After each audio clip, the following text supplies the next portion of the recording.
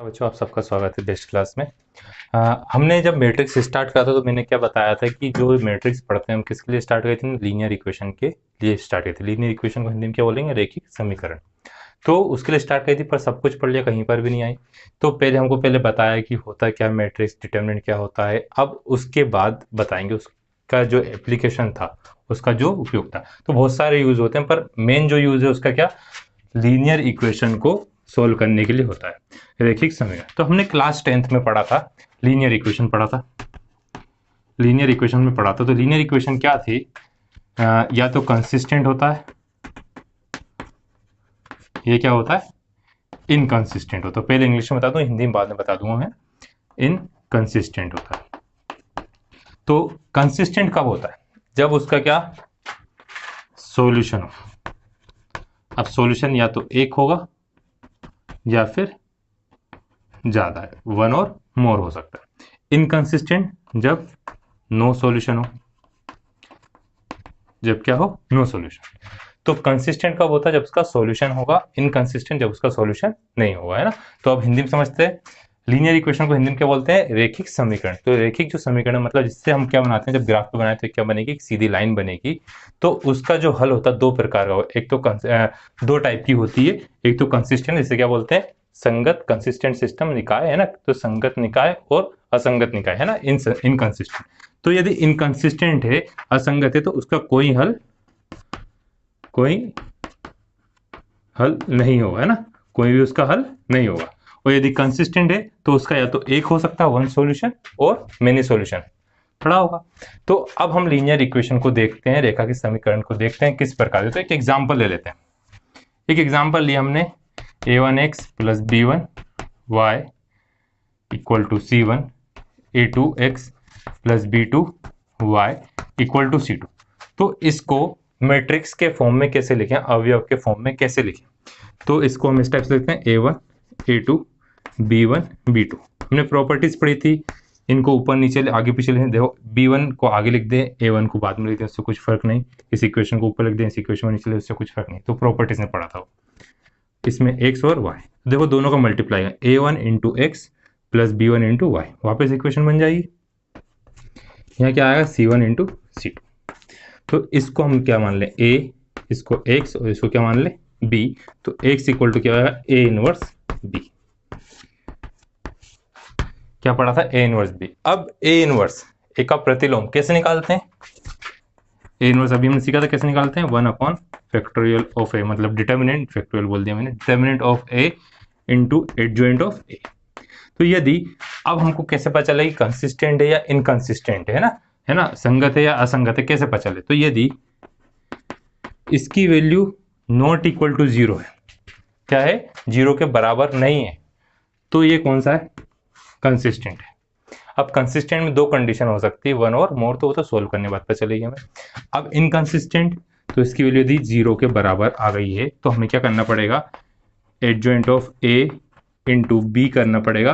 तो या तो वो zero, not equal to zero आएगा, या adjoint of A equal to क्या आएगा, जीरो। तो इक्वल टू जीरो आया तो नो सॉल्यूशन, कोई हल हो गया, हल नहीं।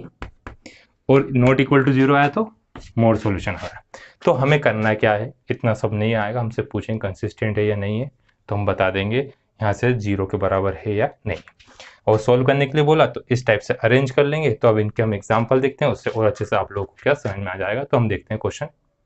और इसमें एक चीज और, तो इसमें ये वाला है ना, नो सॉल्यूशन, मतलब यदि हम कहाँ पे लिखें, adjoint of A into B not equal to क्या आया, जीरो आ गया, तो हम उसे क्या बोलेंगे,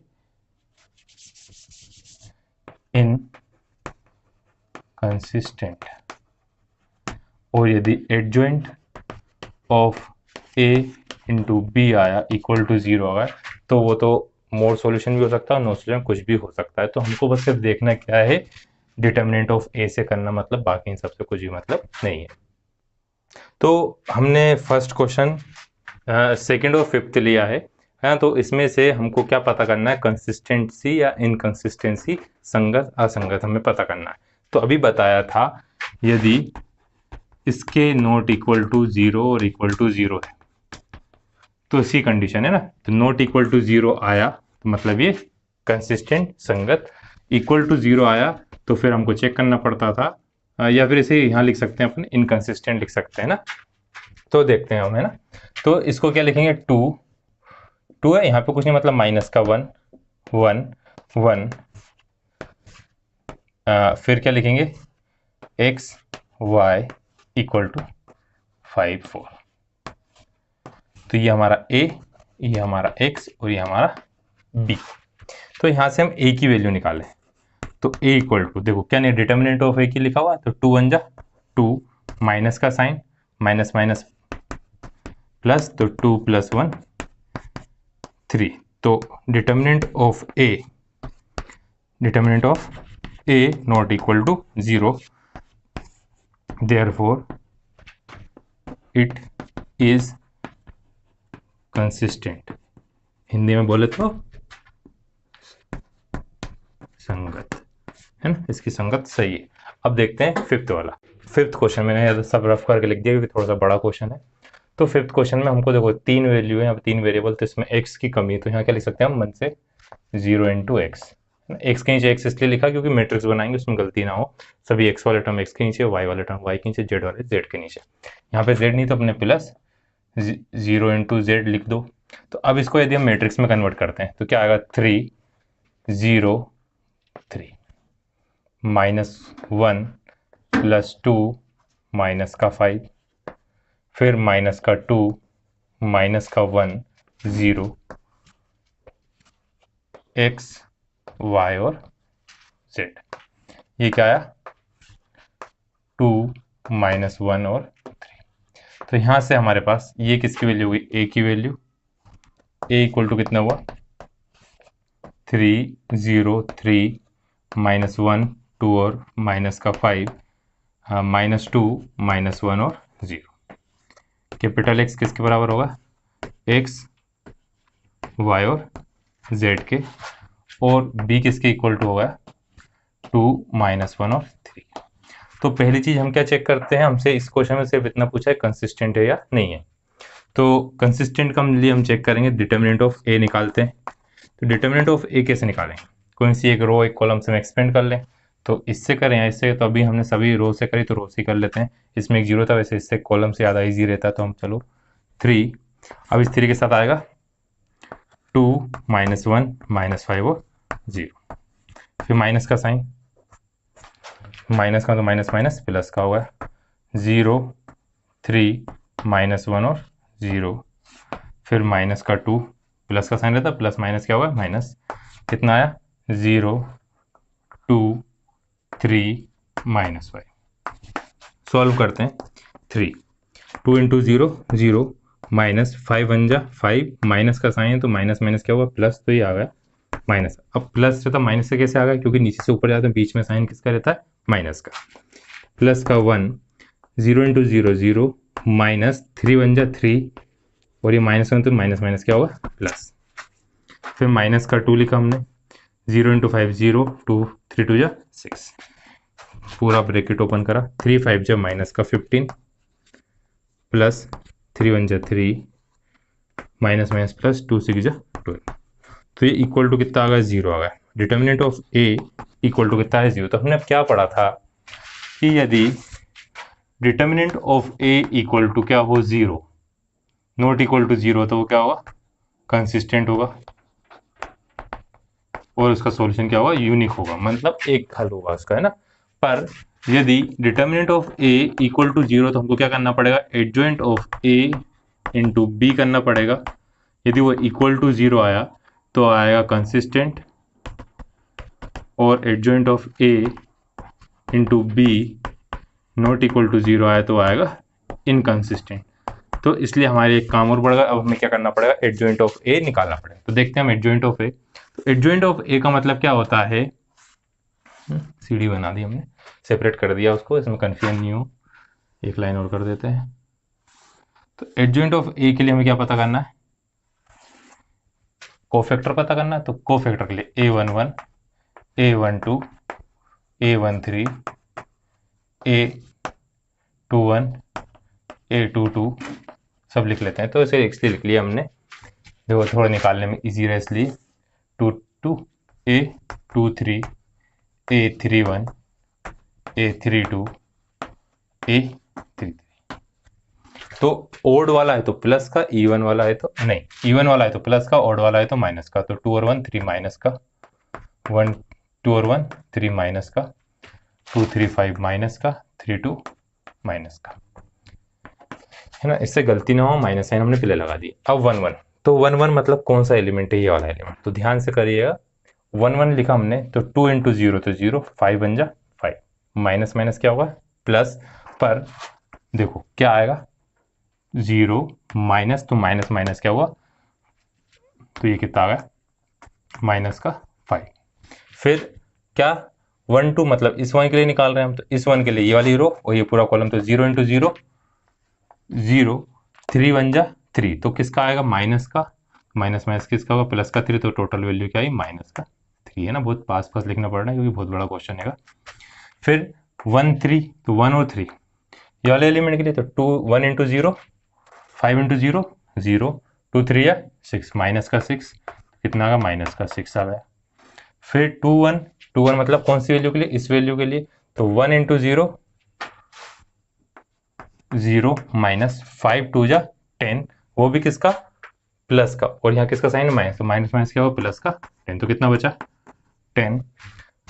2 2 2 2 कौन सी वाली वैल्यू के लिए, तो 0 इंटू 3 3 नहीं 0 इंटू 3 0, माइनस का साइन 3 2 या 6, तो माइनस माइनस प्लस का 6, तो ये कितना आ 6। फिर 2 3 कहाँ गया हमारा, ये वाली वैल्यू है, तो इसके लिए तो 5 3 या 15 माइनस का 15, बीच में साइन किसका है माइनस का, 3 बन जा 3, वो भी किसका माइनस का, तो माइनस माइनस प्लस का, तो 15 में से 1 गया तो माइनस का 14 और प्लस का होगा ये क्या 14। 2 3 हम फिर से देखें, थोड़ी सी गलती हो गई, 3 बन जा कितना आएगा यहाँ पे 3 आएगा, तो ये क्या आएगा 3 है, 3 बन जा मैंने 1 लिख दिया तो कितना आया 12, है ना, माइनस का 12, फिर क्या होगा प्लस का 12, तो प्लस का 12। फिर 1 3 के लिए इस वाली वैल्यू के लिए, तो 2 1 इंटू 1 1 माइनस 2 2 जा 4, तो ये किसका होगा प्लस का 4, तो कितना है 5। अब यहाँ पे माइनस साइन पहले से लगा हुआ है, तो इस वाली वैल्यू के लिए 3 बन जा 3, तो माइनस का 3, माइनस का साइन आया 2 इंटू 0 0, तो प्लस का क्या आएगा 3। अब 3 3 के लिए देखें तो 2 इंटू 3 जा 6 माइनस 0, तो कितना है 6 आएगा। अब ये तो हमने कोफैक्टर निकाल लिया। अब एडजॉइंट कैसे निकालते हैं हम, तो एडजॉइंट ऑफ ए, तो एडजॉइंट ऑफ ए क्या आएगा A11 सभी को ट्रांसपोज करके लिखते हैं, A12 A13 A21 A22 A23 A31 A32 A33। अब सबकी वैल्यू पुट करें तो एडजॉइंट ऑफ ए किसके बराबर आया 1 1, तो यहाँ से लिखना स्टार्ट करते हैं, माइनस का 5 माइनस का 3 माइनस का 6, देखो 1 1 1 2 1 3 इसी सीक्वेंस में लिखा था अपन ने। फिर 10 6 12 5 3 और 6, तो अपने पास जगह कम पड़ेगी इसलिए हम b की वैल्यू है b a इंटू बी करना हमको, तो हम क्या करते हैं एडजॉइंट ऑफ a इंटू हमने क्या कर दिया b कर दिया। तो b की वैल्यू कौन सी है 2 माइनस 1 और 3, 2 माइनस 1 और 3, तो हम चेक करेंगे adjoint of a equal b into करते हैं तो इक्वल टू 0 आ रहा है या नॉट इक्वल टू। तो इन दोनों में से ये वाला है वन सॉल्यूशन जिसका एक आता है, एक हल आता है, और ये एक से अधिक मेनी सॉल्यूशन वाला इनकंसिस्टेंट है, तो हम इंटू करते हैं, माइनस 5 2 जा माइनस का 10, बीच में आता प्लस का साइन 10 10 इंटू 1 करेंगे तो माइनस का 10, फिर प्लस का 5 3 या 15, फिर यहाँ पे करें हम माइनस का 3 2 जा माइनस का 6, प्लस का साइन है 6 1 जा 6, फिर प्लस 3 3 या 9, माइनस 6 2 जा 12 माइनस का 12, 12 1 जा 12 माइनस का 12, 6 3 जा 12 प्लस का 12। तो इसकी वैल्यू देखते हैं कितनी आई 10, प्लस करते हैं 10 और 10 कितना हो 20, 20 में से 15 गया तो माइनस का 5, 6 6 कितना हो 12, 12 में से 9 गया तो कितना बचा माइनस का 3, सभी 12 आ रहे हैं, तो 6 3 यहाँ पे कितना आएगा 18 आएगा। ना। तो 12 में से 18 में से 12 का तो कितना बचा, प्लस का 6, 6 में से 12 में से 6 माइनस हुआ तो कितना, माइनस का 6। तो ये क्या इक्वल टू 0 आ रहा, नहीं आ रहा है, तो ये इसलिए कौन सा सॉल्यूशन है, कंसिस्टेंट। तो इसी टाइप से हमारी इक्वेशन भी सोल्व आती है, ये जो वैल्यू आती है XYZ की वैल्यू, तो उससे हमारा आंसर आया था। हम एक है ना एक इक्वेशन सोल्व करते हैं जिसका सॉल्यूशन क्या होगा, कंसिस्टेंट होगा। इस टाइप के क्वेश्चन दिए हैं बहुत सारे, है ना, तो उसमें से डायरेक्ट मैं 15 इसलिए कर रहा हूँ क्योंकि इससे पहले जो क्वेश्चन दिए हैं सिर्फ ये इक्वेशंस दी हुई है, ये वाला पार्ट नहीं दिया है ना। तो इसमें क्या अलग करा उन्होंने, इस इक्वेशन से ये मैट्रिक्स बनाई है। कैसे बनाई है, देखो 2 -3 और 5, 3 2 माइनस का 4 1 1 माइनस का 2। तो हमको इसका ए इनवर्स पता करना है और उसकी हेल्प से इक्वेशन सोल्व करना है। तो इक्वेशन सोल्व करने के लिए हमको वैसे भी ए इनवर्स निकालना पड़ता है। तो हम पहले क्या करते हैं, इसका सॉल्यूशन कंसिस्टेंट है या नहीं है चेक करते हैं। कैसे चेक करेंगे, पहले हम पता करेंगे डिटर्मिनेंट ऑफ ए। तो हमारे पास ए है, इसको हम कन्वर्ट करते हैं पहले मैट्रिक्स के फॉर्म में। तो 2 -3 5 3 2 माइनस का 4, कुछ नहीं एक साथ मतलब 1, y के साथ कुछ नहीं मतलब 1 माइनस का 2, x y और z इक्वल टू 11 -5 और माइनस का 3। तो अब हम पास जगह कम पड़ने वाली है, तो चलो बाद में देखेंगे, बाद में रफ कर देंगे, अभी तो हम सॉल्व करते हैं। तो पहले हमारे पास क्या है, ये पूरा a है, तो हम डिटर्मिनेंट ऑफ a पता करते हैं। डिटर्मिनेंट ऑफ a कैसे पता करें, एक्सपेंड कर दें इसे। तो 2 के साथ आएगा 2 2 जा 4 माइनस का 4, माइनस का साइन है, 4 1 जा 4 प्लस का हो जाएगा क्या 4, फिर माइनस का साइन आया, -3 तो माइनस माइनस होगा प्लस का, 2 3 जा 6 4 1 जा 4 तो माइनस का क्या हुआ प्लस का 4 होगा, फिर आया 5 प्लस का, तो इस 5 3 1 जा 3 -2। तो determinant of a equal to 2 into 0 plus 3 into -2 5 into 1। तो determinant of a equal to कितना आएगा हमारे पास, 0 3 2 जा 6 5 1 जा 5। तो डिटर्मिनेंट ऑफ a की वैल्यू आई माइनस का 1। तो माइनस का 1 आ गया, a की वैल्यू कितनी आ गई है, माइनस का 1। अब जब माइनस का 1 है, not equal to 0, not equal to 0 है तो कौन सा है, कंसिस्टेंट है। कंसिस्टेंट है तो अब इसको सोल्व करना पड़ेगा। अब सोल्व करने के लिए हम कैसे निकालते हैं, a x b लिखते थे, तो वहां से x इक्वल टू क्या होता था, a इनवर्स b। तो हमको क्या चाहिए, a इनवर्स। तो a इनवर्स निकालने की डिटर्मिनेंट की रिक्वायरमेंट होती है, वो तो हम निकाल चुके हैं। तो हमें पहले क्या निकालना पड़ेगा, एडजॉइंट निकालना पड़ेगा। तो हम एडजॉइंट निकालते हैं। तो एडजॉइंट मतलब a11 a12 सभी फाइंड करते हैं। तो a11 a12 a13 a21 a22 a23 a31 a32 a33 short में निकालेंगे क्योंकि जगह कम पड़ेगी हमारे पास। तो पहले माइनस वाली वैल्यू कौन सी होगी उसको आगे लिख देते हैं, माइनस का साइन। तो देखो 1 और 2 3 माइनस की आएगी, 2 और 1 3 माइनस की आएगी, 3 और 2 5 माइनस की आएगी, 3 2 कितनी आएगी माइनस की, बाकी सब किसके आएंगे प्लस की। यदि अब आता है साइन तो जिस टाइम चेंज कर देंगे। तो a11, तो a11 मतलब ये वाली वैल्यू, तो इसको छोड़ा 2 2 जा 4 माइनस का 4 माइनस का 4 है ना, क्या आया, यहाँ करते आते हैं सबको साइड में। 2 2 जा 4 माइनस का माइनस में प्लस का 4 तो कितना आया 0, ये कितना आ गया 0।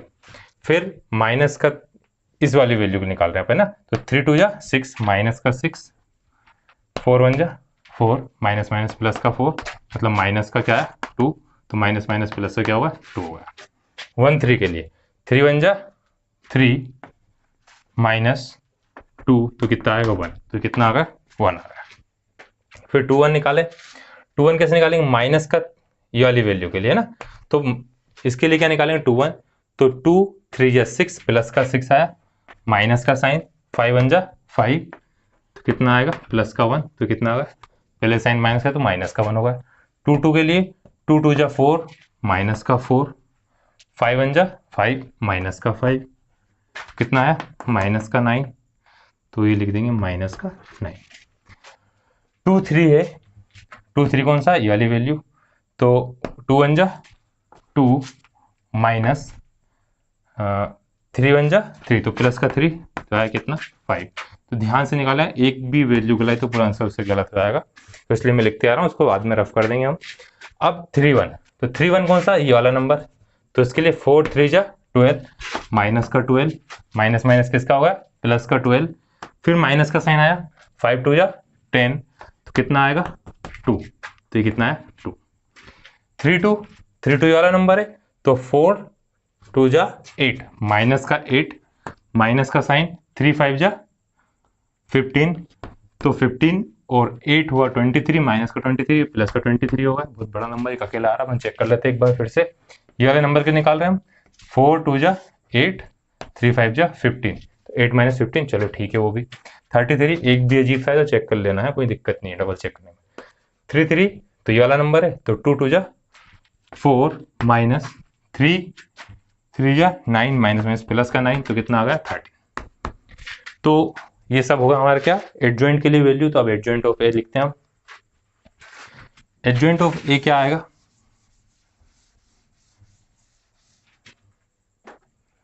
एडजॉइंट ऑफ ए ट्रांसपोज करके लिखते हैं। तो मैंने पहले उसे फॉर्म में लिखा है, तो a11 a12 a13, तो 0 2 और 1, फिर -1 -9 माइनस का 5 2 25 आया था ना, 23 तो है ना, राइटिंग कैसी हुई, 23 और 30, ये होगा हमारा adjoint of A, adjoint matrix हो गई। अब हमको क्या निकालना, ए इनवर्स निकालना था, तो ए इनवर्स कैसे निकलेगा, 1 bye determinant of A into adjoint of, तो देखो हम डायरेक्ट मल्टीप्लाई करके लिखते हैं, -1 का इस पूरे में मल्टीप्लाई करते, तो मैट्रिक्स है तो सभी एलिमेंट में मल्टीप्लाई होगा, तो ए इनवर्स कितना आ गया, 0 आगे माइनस साइन लगाएंगे, नहीं लगाएंगे, माइनस का 2 माइनस का 1 1 9 5 2 23 और 30। अब हमको निकालना तो एक्स वाई जेड था, ए इनवर्स नहीं निकालना, तो बोर्ड भर गया, पूरा लिख लीजिएगा, हम उसके आगे सॉल्व करते हैं। अब हमको एक्स पता करना था, देखो ये था हमारा ए, ये था हमारा एक्स और ये क्या था हमारा बी, तो एक्स इक्वल टू क्या हो रहा था, ए इनवर्स बी, तो एक्स की वैल्यू क्या है, एक्स वाई और जेड, ए इनवर्स क्या निकला है 0 1 2 -2 9 23 -1 5 और 13। यार इसके आगे माइनस का साइन तो नहीं भूल गए, हम देखना पड़ेंगे। तो हमारे पास बीच वाली क्या सभी माइनस के थे, तो वो प्लस के होगा, प्लस के वाले क्या होगा, तो ये भी तीनों किसके आएंगे, माइनस के आएंगे ना, तो ये भी माइनस का है, ये भी माइनस का है और ये भी माइनस का है, तो बी की वैल्यू 11 -5 और -3। तो मल्टीप्लाई करते हैं, तो देखो इसका ऑर्डर है 3 × 3, इसका ऑर्डर 1 × 3 3 × 1, तो इसका आंसर कितना आएगा 3 × 1 का आएगा। तो मल्टीप्लाई करते हैं, इधर है हमारे पास x y और z। अब देखो 0 × 11 0, बीच में आया प्लस का साइन, 1 × 5 माइनस का 5, तो ये नेगेटिव का 2 है, माइनस का 2 है ना, तो -2 -3, तो माइनस माइनस किसका होगा, प्लस का, 2 3 या 6 है, फिर -2 × 11 माइनस का 22, माइनस का साइन लगाया, माइनस का नहीं प्लस का आता, अपन ने लगा दिया, 5 9 जब 45 माइनस का 45, फिर -23 -3, तो माइनस माइनस क्या होगा प्लस, 3 3 9 69 आ गया, फिर -1 × 11 माइनस का 11, 5 5 जब 25 माइनस का 25, 13 माइनस माइनस प्लस का 39। तो देखो सबको प्लस करते हैं, एक्स वाई और जेड, तो ए इनवर्स निकालनी होता है, ए इनवर्स निकाल चुके हैं, इक्वेशन भी सॉल्व हो रही है इससे हमारी, प्लस माइनस माइनस बड़ा नंबर किसका, प्लस का, एक्स की वैल्यू कितनी आई 1, 45 + 22 करें तो कितना आएगा 67, माइनस का 69 प्लस का, तो कितना आएगा 2, 25 और 13 36 39, तो कितना आया प्लस का 3, तो x इक्वल टू तो 1, y इक्वल टू 2 और z इक्वल टू 3। तो चेक भी कर सकते हैं, हम तो सीख चुके हैं, किसी भी इक्वेशन पुट करो, आंसर सही आ रहा नहीं आ रहा चेक करें, 2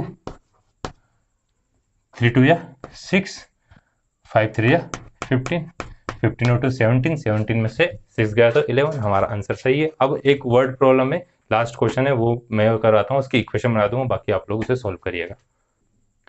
क्वेश्चन नंबर 16 वर्ड प्रॉब्लम मैंने शॉर्ट में लिख दी है तो सभी को समझ में आ सके। तो क्या बोल रहे हैं, हमको कॉस्ट दी हुई है, 3 अलग अलग कंडीशन दी हुई है कि 3 चीज़ों की कॉस्ट की बात कर रहे हैं, वो 3 चीज़ों की कीमत की बात कर रहे हैं, ओनियन, प्याज, अपन बोले तो कांदा, है ना।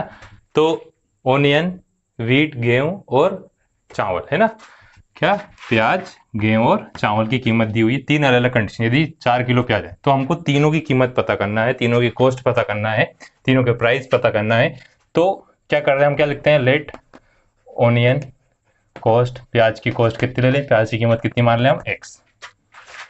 वीट कॉस्ट, गेहूं की कॉस्ट कितनी मान लें, अभी तो बिक भी बहुत रहे हैं प्याज और दोनों चीज़ कितने, y। राइस अपने इधर तो नहीं होता है ना, कम ही होता है। राइस की कॉस्ट कितनी मान लें हम, z। अब 3 कंडीशन थी, यदि 4 kg ऑनियन है ना, प्याज है, 2 kg वीट है और 2 kg क्या है, 2x y और z, टोटल कॉस्ट कितनी 60। तो इसको इजी करने के लिए चाहो तो कॉमन ले लेना, कितना 2 कॉमन ले लिया तो 2x plus y plus z equal to कितना आया 30। नंबर छोटा हुआ है तो उससे इजी होगा सॉल्व करना। पहली इक्वेशन, फिर दूसरी है ना, फ्रॉम क्वेश्चन केस 1, पुलिस वाला केस नहीं है, केस 2 क्या है, 2 kg ओनियन, 4 kg लिख दिया, 4y और 6z इक्वल टू कितना दिया हुआ है 90। तो ये भी 2 कॉमन आ सकता है, तो क्या है, x plus 2y plus 3z equal to 45। ये कौन सी इक्वेशन है, सेकेंड। अब थर्ड इक्वेशन, 6, 2 और 3, केस थर्ड, तो 6x plus 2y plus 2z equal to 70। इसमें कॉमन नहीं आया थर्ड इक्वेशन। तो अभी कर हमने इक्वेशन वाला, तो इसको मैट्रिक्स की हेल्प से सॉल्व करना और XYZ की हमको वैल्यू पता है। कोई प्रॉब्लम आए तो मेरे से पूछेगा, हम नेक्स्ट वीडियो से स्टार्ट करेंगे चैप्टर नंबर 5।